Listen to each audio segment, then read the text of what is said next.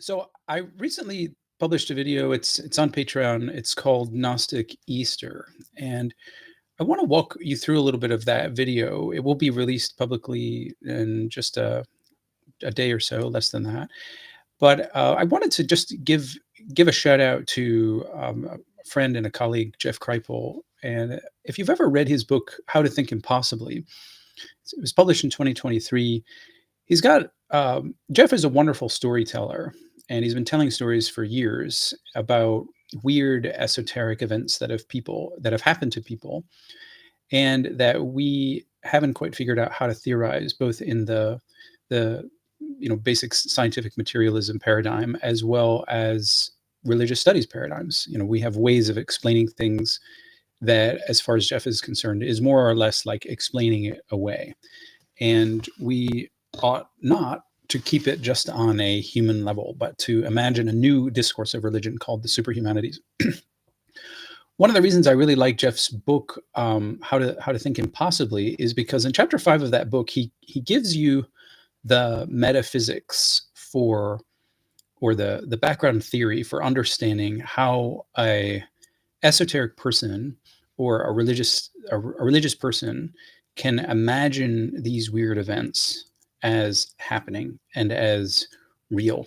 And by weird events, I mean things like alien abductions, and as far as Jeff is concerned, uh, UFO observations, levitation, people flying through the air. Obviously, other more common miracles described to Jesus, like walking on water. Waking up, having remembering vivid dreams that are precognitive. That is, you dream something and then it happens, whether a day later or maybe a year later, but it happens exactly as it did in the dream. We moderns find that incredible, but actually the ancients, that was just a normal form of divination for them, and they had a category for that, which they believed that was actual communication from the gods. In modern theories, it's more like you ate moldy cheese or something, and then weird things happen in your brain.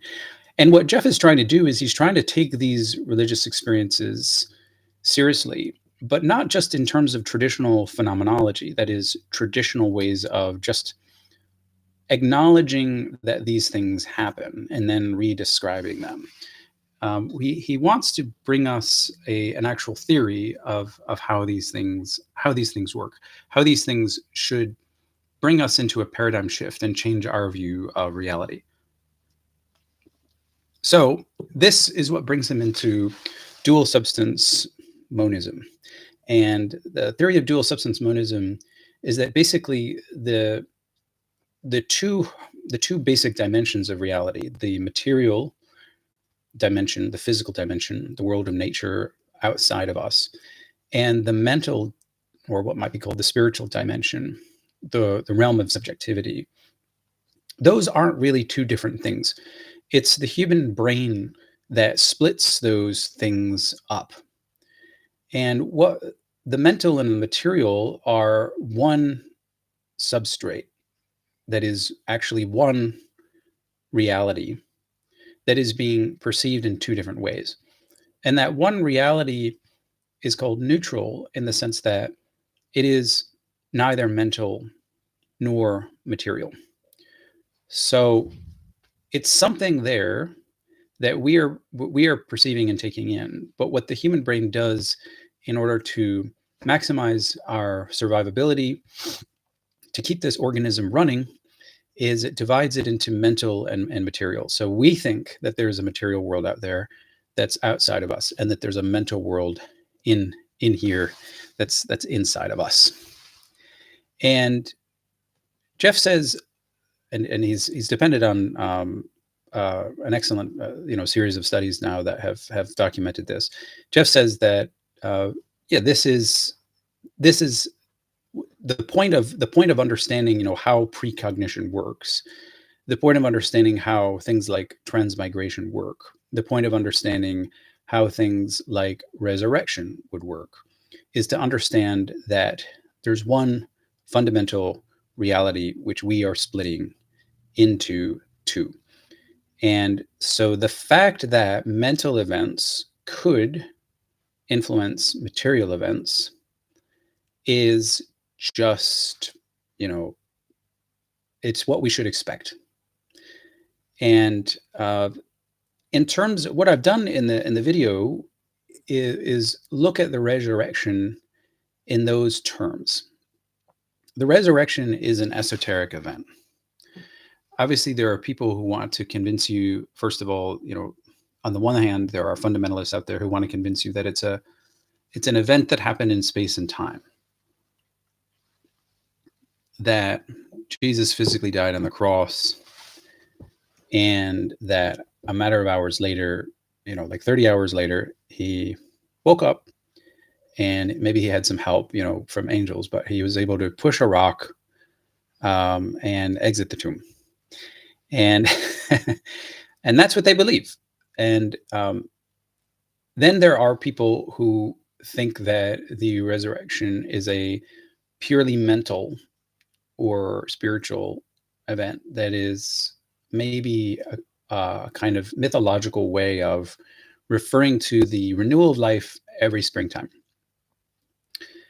And it's meant to be, it's meant as a religious metaphor to talk about the renewal of life. And oftentimes the so-called Gnostics are accused of having this solely spiritual view of the resurrection. And what I'm trying to argue in the video called Gnostic Easter is that this is really a clear case of a both and rather than an either or. I know that this year, like all other years, there will be apologists out there who want to say either you believe in the physical resurrection, that happened in time and space, or you believe nothing, that you're a heretic.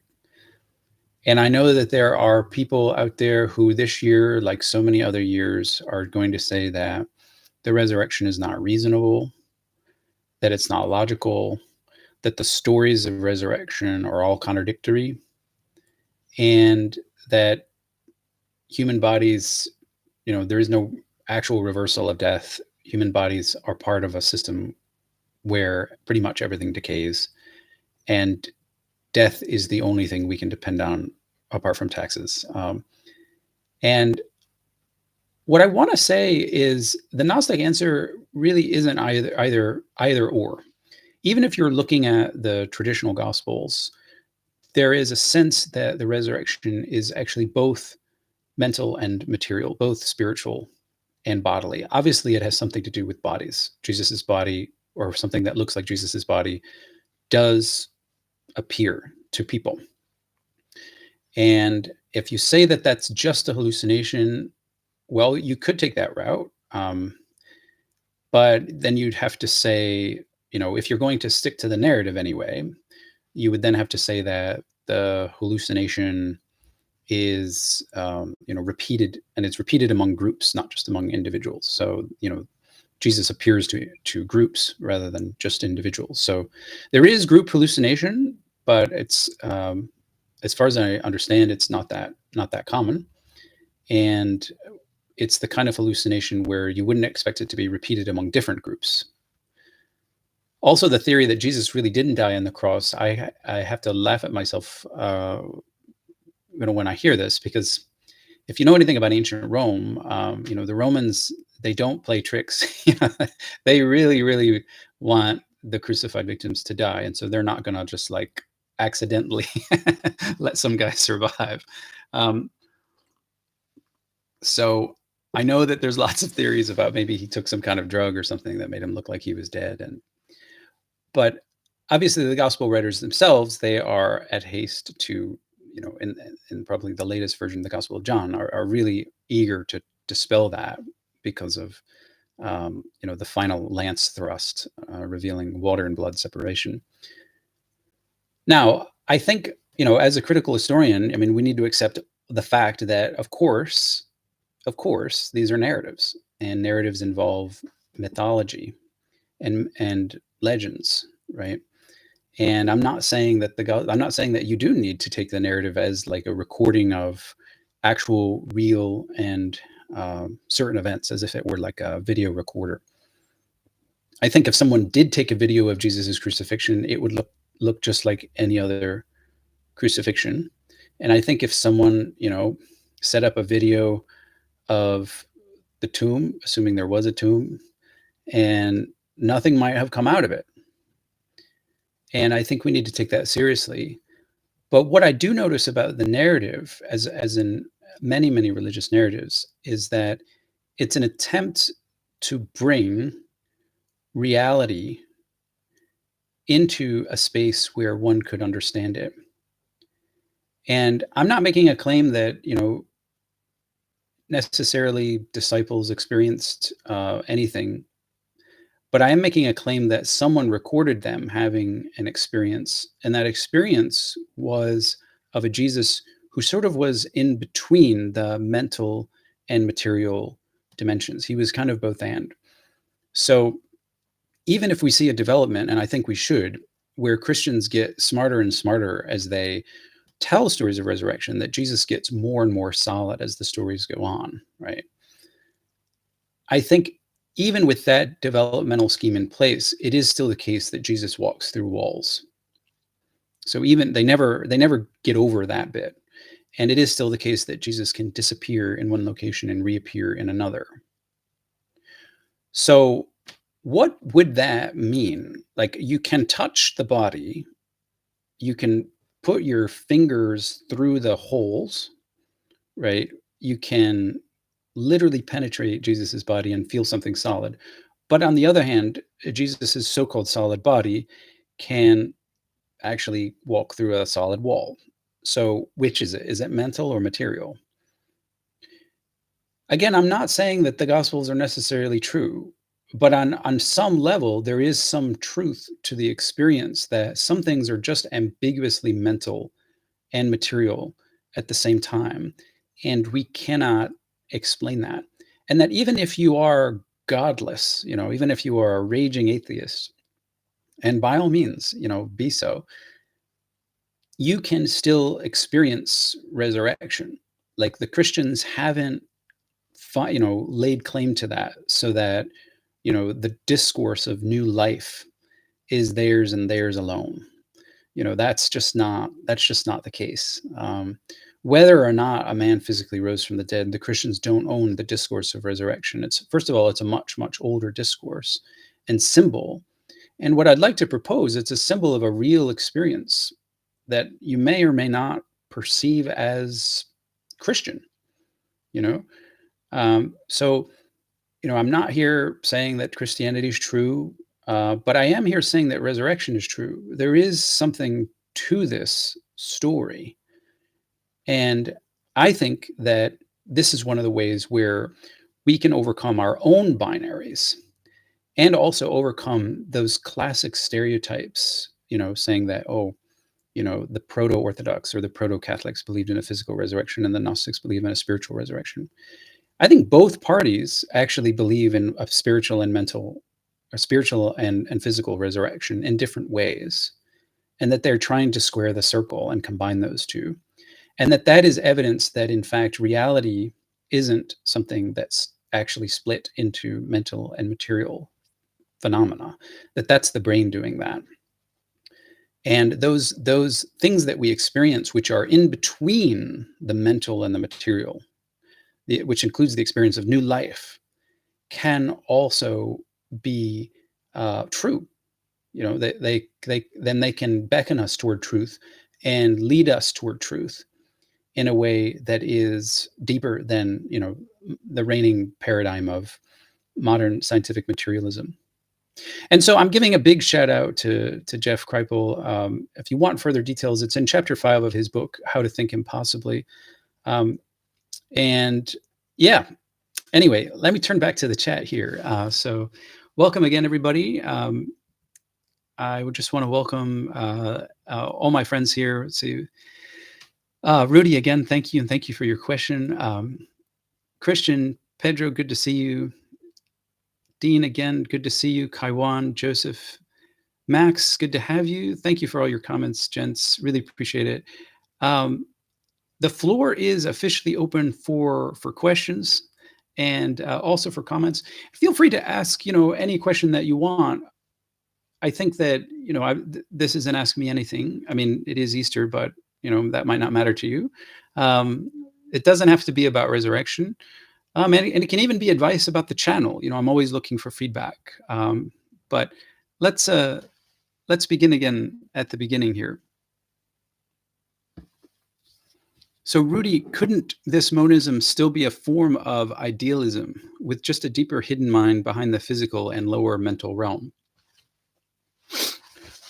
Well, if I'm interpreting Jeff right, Jeff Kripal is trying to avoid the term idealism, because idealism, traditionally understood as a philosophical option, is prioritizing mind over matter. Whereas dual substance monism is trying to say what we're prioritizing is neither mind nor matter, but something neutral that is standing behind the mental and the material. And that when we interact with that something, the brain, like a prism, splits that fundamental reality into two.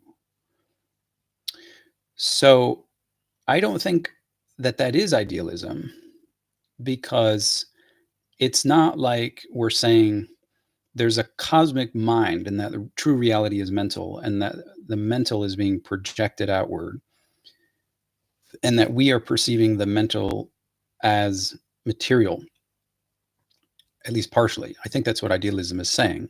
Maybe you philosophers out there know more about this than I do. But what dual substance or dual aspect monism is something different. So we we wouldn't say exactly that there was a deeper hidden mind. We'd say that there was a deeper hidden something, which then can manifest as a mind. I hope that makes sense. So Christian Eller, thank you. How are material and substance defined in this context? A truly philosophical question. Well, matter is anything that comes into your matter is here, I think, pretty simply defined as anything that you're perceiving as objective and external to yourself that is outside of your own mental world.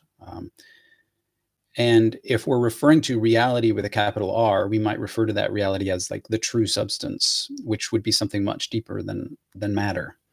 Is matter is again something that the brain is creating, right, in order for us to physically survive in this world, because it's useful for our organism to divide up the spaces of the mind and matter so that mind can work on matter. But that's like, training wheels. That's not really what's going on. Yes, a great saying from the Gospel of Thomas. Dean, thank you. On the day you were one, you became two. I think a dual aspect monist would really appreciate this verse, because as Jeff says, it's the human who is two. It's the human that's the splitter, right? And so that would fit that nicely. And by the way, a brief update on that. So this week I sent out a survey asking which live course that people would want, and it looked like at least to me, that the top competitors were the Gospel of Thomas and Critics of Christianity, and there were several people who were interested in the later critics, like Julian. And I believe I will go with the Gospel of Thomas. The reason being is that that's a little bit more of my bread and butter, and I need to do a little bit more research on figures like Julian, and also Porphyry in his great work against the Christians. And so I'll be working on that material probably through the summer. But for the live class, I'll be next offering the Gospel of Thomas, I believe, and that will start in either late May or early June. So I hope that all of you can make that. All right. Again, apologies, I appear a little bit dark. It's just because of my background here. If I stood up, I would be, facing a window, and that'd be too bright. All right. Let me just go down here. So, Kaifan, let's see. Well, the Gospels give 4 totally different accounts, don't they? Yeah, I mean, not totally different, but contradictory. Yep. And as a critical scholar, I mean, that might be evidence for rejecting the truth of the narrative. But as a dual aspect monist, you would say that people experience reality in different ways, and that's okay. Another nice verse from Thomas: Jesus came into being because of the body, Thomas 29. Well, we will be explaining the hell out of that in my Thomas course, and I'll be bringing to the table what I have learned over the years from the Coptic language. So, I hope that everyone can take advantage of that.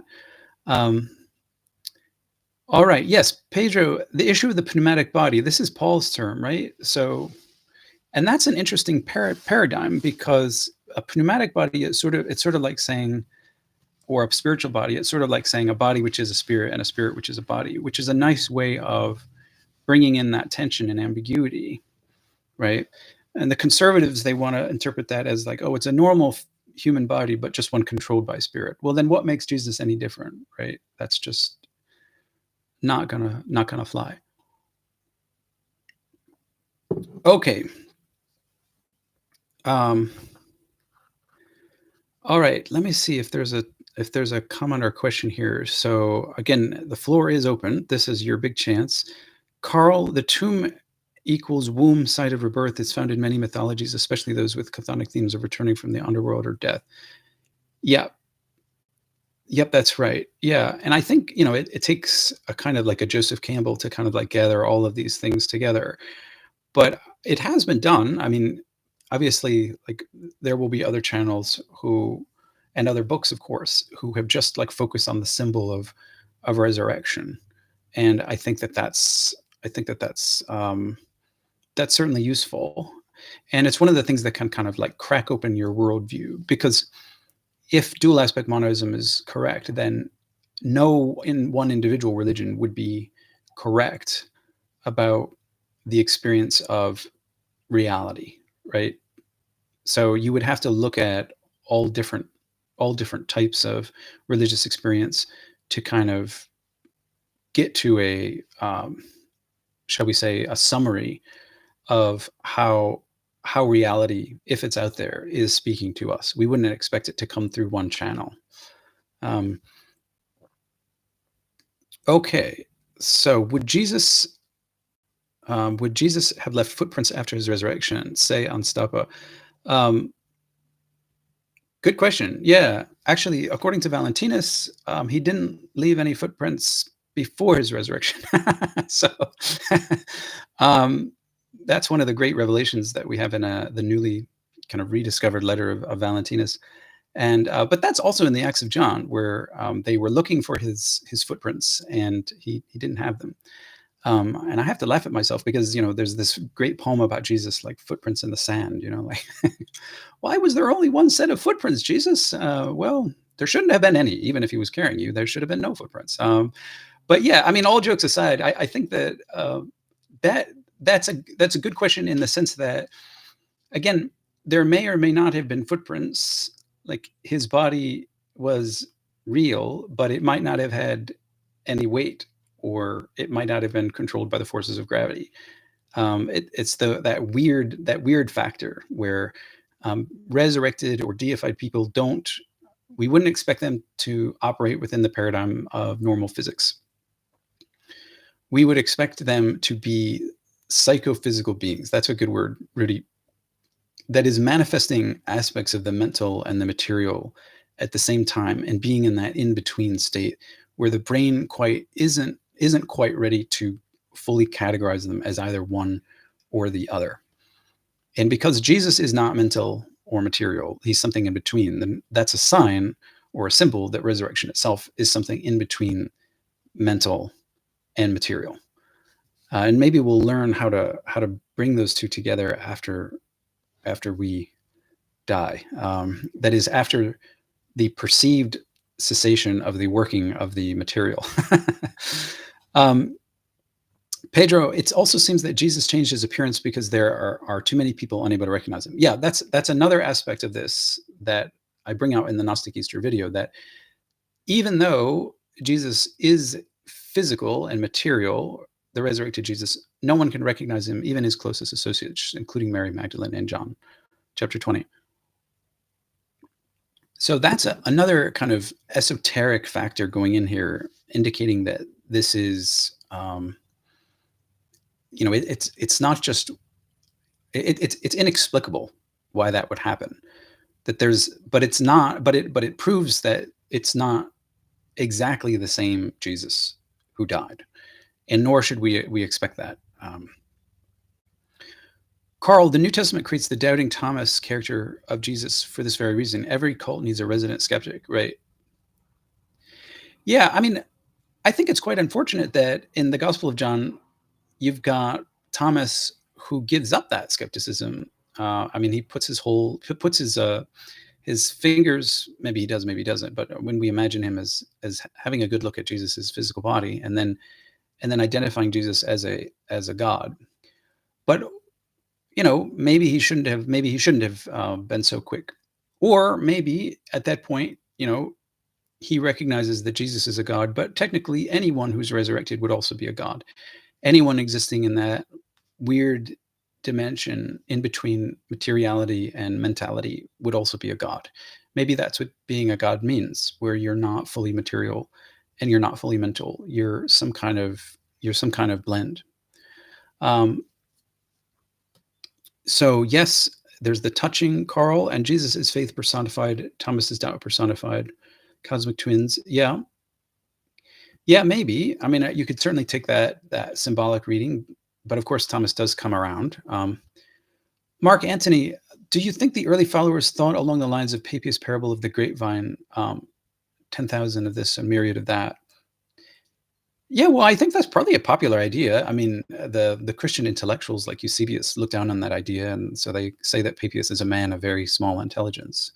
Um, but trust me, Christians have believed stranger things than a vine that could produce a billion grapes. Believe me. Pedro, you're in the midst of a blackout. Oh, geez. Okay. All right. Stick with us. Dean, yes, the treatise on resurrection. I was originally going to have an Easter video on the treatise on resurrection. And I've already got a video on that in my Nagamati course, but I thought I would revisit that. But in the end, I decided against it. But I think one could view the treatise on resurrection as saying something similar, where it says that there's a resurrection of the flesh. We acknowledge that. And there's a resurrection of the soul. We acknowledge that. And there's also a resurrection of the spirit. And the resurrection of the spirit swallows up the resurrection of the flesh and the soul. So I think some people have read that to say that, oh, well, this is classic, stereotypical Gnostic resurrection, and that it's just a spiritual event. But I think that reading is quite naive. I think that here's an author wanting to bring together different aspects of the resurrection. He's obviously highlighting what's most important to him, identifying the true self with a spirit, whatever that is. And maybe you could say, again, from the perspective of dual aspect monism, maybe you could say, well, the spirit is whatever is between the flesh and the soul, right? So the soul would represent the mental aspect of our lives, and the flesh would represent the spirit, the material aspect. Whereas the spirit is something like hovering in between that. And that's why you can have a spirit body which can be seen, but the spirit body is also a mental event. That's why, you can see the body of a ghost. It's kind of wispy, but you can also hear the ghost's thoughts. So it's a mental and a material kind of an experience. Dean, you're just full of Thomas here. So again, Jesus said, when you make the two one, yes, then you'll enter the kingdom. Yes, that's right. That's exactly right. Uh, you're going to love the Gospel of Thomas course. You're going to add a lot. Carl, note the Solar King language throughout the New Testament. The sun is the sun, the light of the world. Yeah, some people have really run with that idea. I think it's connected to, again, this attempt to want to see the Christian resurrection as really just a kind of interpretation of natural events and natural phenomena going on in nature, which is the material world. I think there's a book out there called Jesus Christ, the Son of God, spelled S-U-N. And there's certainly, when you get into late antiquity, there's certainly a lot of confluence between the god Helios, that is the sun, and Jesus. But again, I think this is slightly reductive, because ultimately what the dual aspect monist is trying to say is not that, Christianity is just a kind of allegory of what's happening in normal nature, the material world. It's that what we perceive as nature outside of us really isn't outside of us. And yeah, there's it's not like we can reduce the resurrection to what's happening at when the sun rises from the horizon. That sun rising as an external event is also an internal event, and ultimately there's no difference between the internal and the external. Um, so, I'm agreeing and disagreeing with those who would want to say, well, the resurrection or Easter is ultimately pagan. Well, if by pagan we mean indigenous religion before Christianity, well then of course. I mean, religions just grow out of other religions, right? The religions are human phenomena, human interpretations of whatever it is that's real out there. And they were nothing more than that, and they will be nothing more than that. So religions come to give birth to other religions. And so, of course, you can have just a channel that looks at the parallels of Jesus and Jesus' resurrection in earlier religions or in contemporary religions or in later religions.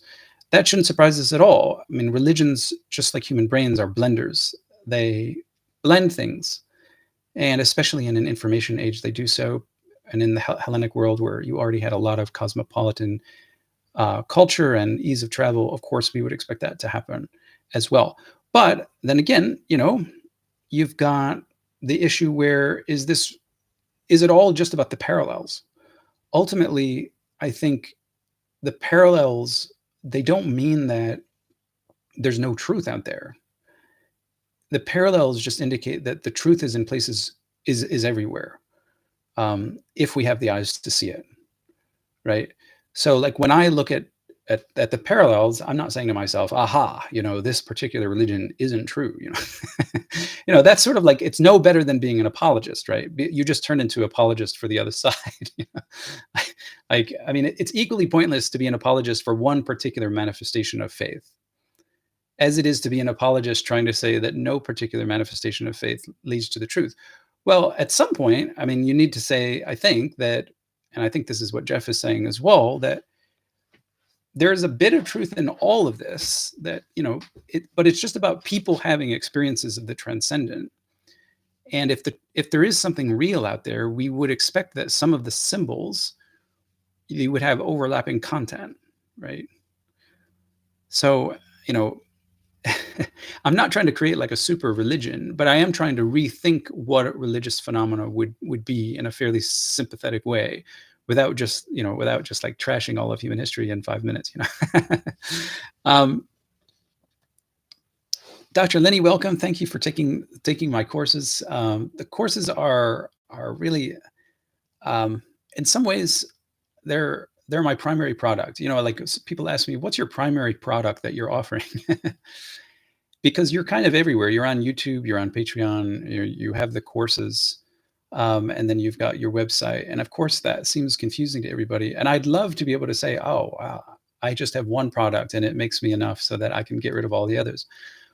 I would love the courses to be that, to be the place where people can say, I'm gonna take these courses and support Dr. Litwa, and just so that he can make more free content on YouTube and not have to worry about paying bills. That would be great.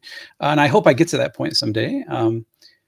For those of you who have taken, send feedback and rate those courses. Tell people about it. Send me testimonials. I know, what I'm doing is, in a sense, it's very primitive. There are people charging $1,000 per course out there, per online course. Maybe $5,000 to learn about AI tools. And, I'm charging under 50 for, the majority of my courses, where I hope they would be actually more meaningful, than learning AI tools. I mean, of course, I don't have anything against learning AI tools, but I think we'll look back on this, period of our lives as kind of like the AI craze. And eventually there'll be a point where we just kind of like grow out of it. Either that or the AI will take over and we'll go extinct. So, one of those two. Michael E., thanks so much for being here. Great to have you. Do you have any thoughts on the relationship between AI, big tech, and Gnosticism? Well, on one level, I think you could view these, you know, the tech manifestations of tech as kind of like the outgrowth of scientific materialism that really doesn't have much room for spirituality. But in my experience, that's actually not the case. I think obviously you can be religiously unmusical if you're like I don't know, a billionaire in California somewhere, and you made all your money in computers and AI or whatever. But what I see from people like Brian Johnson, if you know anything about him, like um, and he's not he didn't make his money in AI, but I think that if you view AI as kind of like the most extreme AI enthusiasm is the most extreme version of like techno enthusiasm. Um, I think a lot of these techno nerds there also have classic religious goals. A lot of them are trying to live forever, um, and they're interested in the weird and the esoteric. And hey, if you're listening out there, billionaires, support. But in all honesty, I mean, I'm just being facetious. But I think that I don't write these people off. Obviously, maybe it's wrong-headed to like think that AI is going to solve all social problems. Obviously, it's not. I mean, we can, still ship people to El Salvador, AI or not. Obviously, we're not very smart if we can't figure out who belongs to what country or not. But um, I think one of the things that strikes me about the kind of techno culture is that transhumanist variant. Where yeah, the goal of living forever and the goal of like reversing aging, these are classic religious goals. These are resurrection expressed in a new techno kind of a way. And I'm quite open to, someone like Brian Johnson, trying to live to like 130 and be healthy and show that the human body is an amazing thing. But ultimately, if you're defining life as, um, you know, in terms of nerves and muscles and flesh and the ability to, keep eating and keep going to Walmart as long as you can, I think ultimately, that vision of life is not really helpful. I mean, I'm very excited for the future. I'm as excited as anyone else is, but ultimately, yeah, living forever would be pointless if it just came down to amusing ourselves to death and learning, ways to increase our pleasure while maximizing the misery of those who couldn't pay for our tools, and special pills, which gave us an extra 20 years of health. um, anyway, did early Christians conflate the resurrection and Pentecost? Well, I think my own sense of it is that early Christians, they, they you could view like John as arguing that the giving of the Spirit at Pentecost wasn't necessary 50 days after the resurrection, that Jesus, when he came back, he actually breathed that Spirit on the disciples. So maybe there's a little bit of polemic there. Um, there's also, it seems to be signs that, in the earliest versions of Christian memory, they didn't imagine a physical resurrection at all. That, that saying of Jesus, to the thief on the cross, today you'll be with me in paradise. Well, maybe that was the original resurrection, that which would be in line with other visions that we have in Hellenistic Judaism, that the spirit lives forever. We find that in the Wisdom of Solomon. So maybe that was the original vision, and eventually they came up with this idea of appearances. And Mark originally had the appearances in Galilee, but he never described them. And then the appearance stories just started multiplying, and they ran with it. So yeah, it's not very clear, is it? But at any rate, thank you, Nick. Appreciate the super chat. So what is the Holy Spirit? What is the origin of the idea, and has it changed over time? Any easy access research or YouTube videos on this?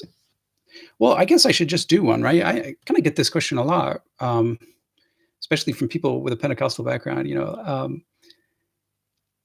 One could view the Holy. So just to give a little background, so I did a series called The Divine Spark, right?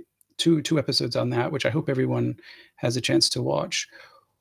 I think you could safely interpret the Holy Spirit as the divine spark, the original kind of Christian way of talking about the divine inside of humanity. And I think, to my mind, that makes a lot of sense. And obviously, different Christians would talk about it in different ways.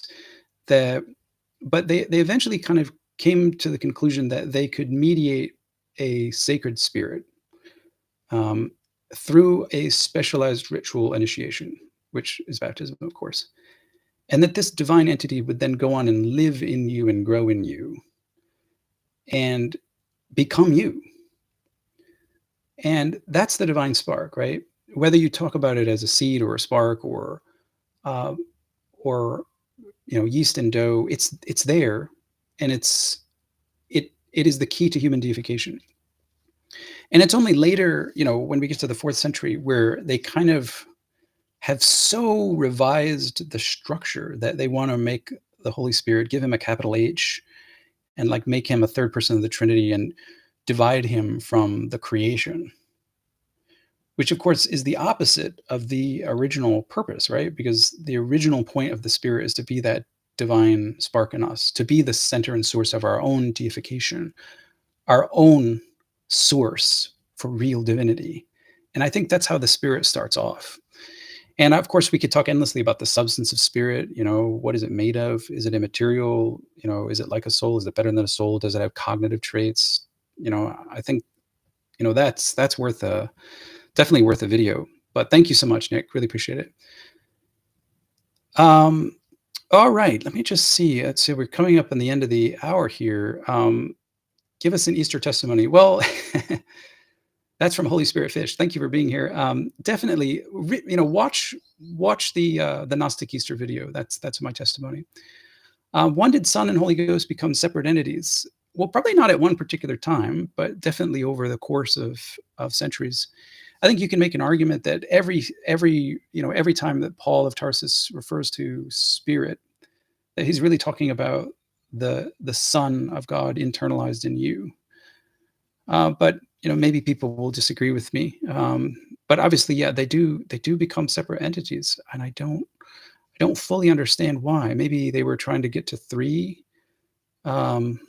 Yeah, maybe they were trying to like be faithful to the original baptismal formulas, which mentioned Father, Son, and Holy Spirit. I don't know exactly.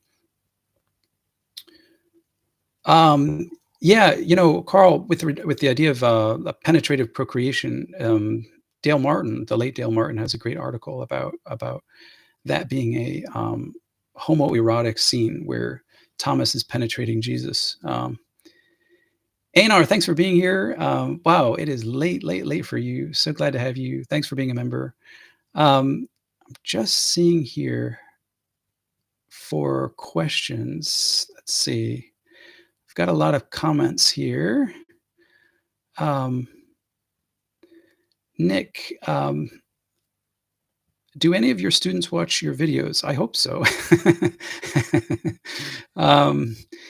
Let's see. Einar, your encounter with AI made me realize how important wording and language is. I presume it isn't human yet, so its method must be language and cleverness. Yeah. Yeah, well, does AI have a soul? Maybe at some point it will. Let's see here. Nick, let me make this the last question here. So, how did it become considered on par with Yahweh and Jesus and the Holy Trinity?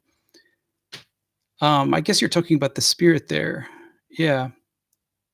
Well, we'd have to have a serious conversation about that. And if there's a lot of interest in Spirit, uh, I want people to let me know about that. All of you should feel free to provide feedback at any time, just in the comments. How about a video on X topic? And yeah, I think about this. I have a lineup, but I do want to know what you're interested in. Yeah. So real quick, with anonymous help, how would Marcion reconcile the following verse: "Do not seek revenge yourselves"? Um, yeah, and then the quote from Romans 12:19. I hope everyone realizes that Marcion's text of Paul is very different. So if you are pulling from the canonical edition of Paul and trying to imagine Marcion dealing with that with two conflicting verses, it just won't work. What you've got to do is you've got to look at an actual edition of Marcion's Pauline letters, and still the best one we have in English is Badun, but it needs to be redone. If you don't have the First New Testament, um, grab that. But yeah, whenever you're asking a Marcion question, remember to use Marcion's text, right? So Marcion doesn't have Romans 10:19 or 12:19, so um, that's of no concern for him. Uh, well, he might have 10:19. A lot of these verses, especially between Romans 9 and 11, they're just unattested, so we don't know if they were there or not. But it seems that most of Romans 9 through 11 is added by a canonical editor. And we know that all of Romans 15 and 16 was added by a canonical editor. So no worries if you see contradictions there. He didn't have those contradictions. So, well,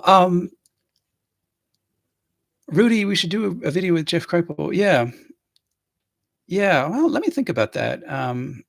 And if any of you have read his books, yeah, I think that's worth doing. How to do that right? Scholar to scholar. That would be an interesting thing to think about. But yeah, we should have him on, shouldn't we? He's a great friend and mentor of mine. Well, I just want to thank everyone for coming out to this Easter Ask Me Anything. And I'm really every time I have one of these, it's always a great encouragement to me. Um, it's actually quite discouraging to be a smallish kind of a channel, um, because you wonder if you're doing something wrong. But one of the things that I've noticed in the YouTube world, this isn't natural to me, but that I don't have, a lot of subscribers, but those whom I do have are coming back. There's about 3,000 of you which come back very, very regularly to watch the videos, and there's definitely a core out there. And what I want to make my channel about is less about getting views than about helping real people. Someone said to me that my video on Epictetus really helped them, or Epictetus really helped them. That video got like a little over 500 views, but that was the video that reached them. And that's the kind of experience and testimony that I want to learn about from you. What is impacting you? What is adding benefit to you, whether it be on a scholarly level or a spiritual level? And how can I best serve that? That's my niche, to try to combine the spiritual and the scholarly. I'm still figuring that part out, but maybe it's all about combining the mental and the material.